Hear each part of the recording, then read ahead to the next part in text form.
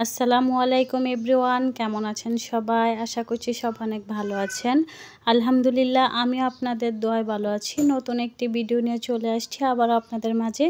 আজকে আমি আপনাদেরকে পুডিং রেসিপি করে দেখাবো। আর আজকে আমি পুডিং বানিয়ে নাজেহাল অবস্থা হয়ে গিয়েছে আমার। তো আশা করছি স্কিপ না করে সম্পূর্ণ ভিডিওটা দেখে দেবেন। আর আজকে কিন্তু আমি ফার্স্ট পুডিং বানালাম, এর আগে আমি কোনোদিন বানাই নাই। সেই জন্য মনে হয় আমার পুডিংয়ের অবস্থা। শেষ পর্যন্ত আপনারা ভিডিও দেখলে বুঝতে পারবেন পুডিংটার কি অবস্থা হয়েছে। পুডিং বানানোর জন্য এখানে 2টো ডিম আমি ফাটিয়ে নিলাম। তো এখানে দেখেন বন্ধুরা, আমি পরিমাণ মতন দুধ দিয়ে নিলাম। আর দুধটা অনেকক্ষণ কিন্তু আমি জাল করে নিয়েছি। তো এর মধ্যে আমি চিনি দিয়ে দিব আর ভ্যানিলা এসেন্স দিয়ে দিব। আসলে ওই দিন দেখলাম যে আমাদের লাকি কিচেন লাইফস্টাইল লাকি আপুর হাজব্যান্ড পুডিং বানিয়েছিল। লাকি আপু অনেক হাসতেছিল পুডিংটা দেখে।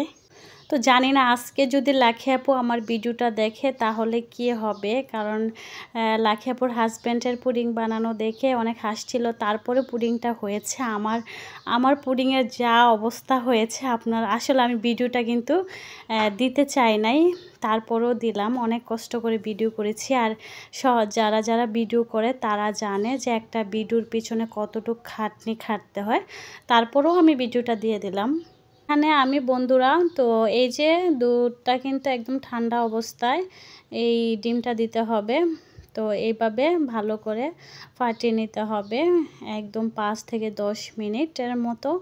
তো জানি না এত কিছু করার পরে যে পুডিংয়ের এই অবস্থা হবে। আসলে অনেক আপুরা আছে দক্ষ, অনেক কিছু বানায়, দেখি মাশাআল্লাহ অনেক সুন্দর হয়।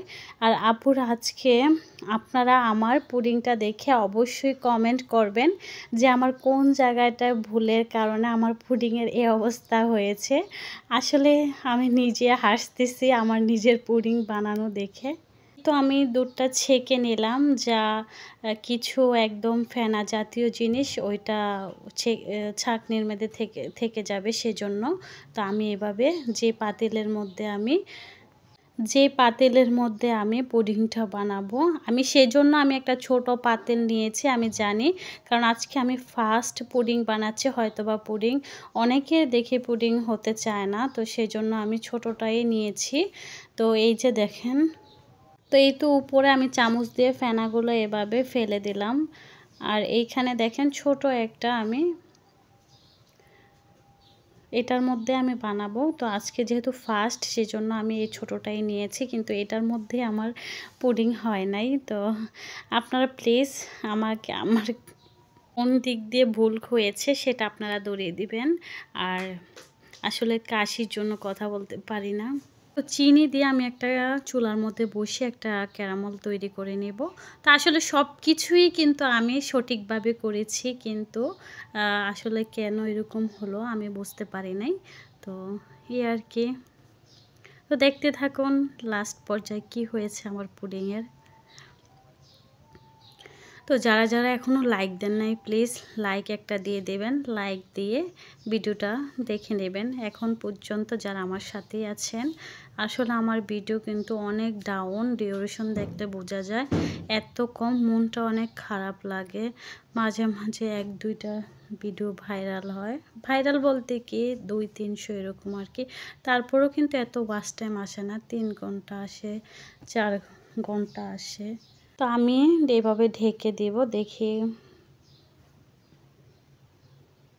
তো আমি একটা টুথপিকের সাহায্যে দেখি এটা কি অবস্থা হয়েছে বন্ধুরা।